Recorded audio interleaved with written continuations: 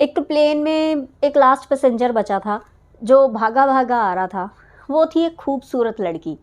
जब प्लेन में आई तो बस वो लास्ट पैसेंजर ही रह गई थी। जैसे ही वो प्लेन में एंटर हुई अपनी सीट ढूंढने लगी, मेरी कौन सी सीट है। जैसे ही वो सीट पर बैठी तो देखा कि उसके साथ वाली जो सीट है उस पर जो इंसान बैठा था उसकी दोनों बाजुएं नहीं थी।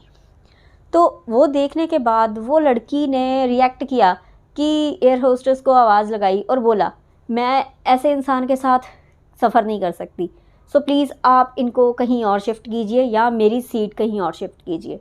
सॉरी, मैं इस आदमी के साथ नहीं ट्रैवल कर सकती, तो आप कुछ कीजिए।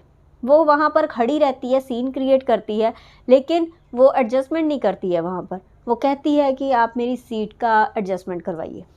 ये बात सुनने के बाद एयर होस्टेस खुद सोचती हैं कि आदमी के साथ बैठने में प्रॉब्लम है या उसकी बाजुएं कटी हुई हैं उसके साथ बैठने में प्रॉब्लम है। मीन्स कि उसको ये लग रहा था लड़की को कि मेरी पर्सनैलिटी डाउन होगी अगर मैं इस आदमी के साथ सफ़र करके जाऊंगी तो उसने वहाँ पे हंगामा मचा दिया। एयर होस्टेस ने जैसे तैसे मामला संभाला और अंदर गई, कैप्टन से बोली कि कैप्टन वहाँ पर बाहर ये सीन हो रहा है।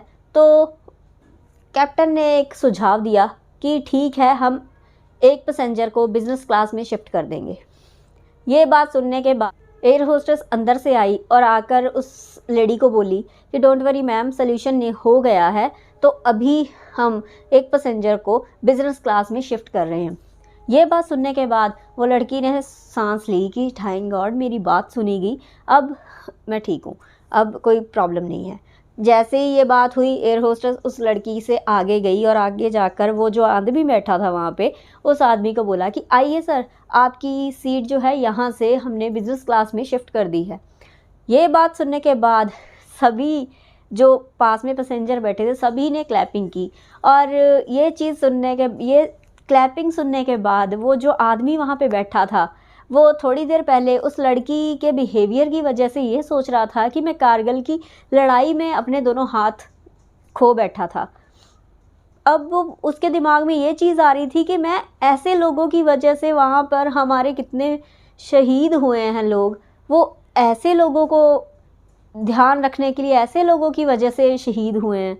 तो उसको ये फील हो रहा था, अभी फील ही कर रहा था कि पीछे से जो क्लैपिंग की आवाज़ आई उसको सुनने के बाद उसको ये हौसला हो गया कि एक आदमी के गलत होने की वजह से सभी गलत नहीं हो सकते। वो आदमी गलत नहीं था, वो खुद में ही एक पर्सनालिटी का मालिक था जिसकी कदर उस लड़की ने सिर्फ देखकर ही लगाई कि ये इसके हाथ कटे हुए हैं तो मेरी पर्सनालिटी डाउन हो रही है। लेकिन नहीं, सीरत अगर अच्छी हो तो सूरत का कोई मोल नहीं होता।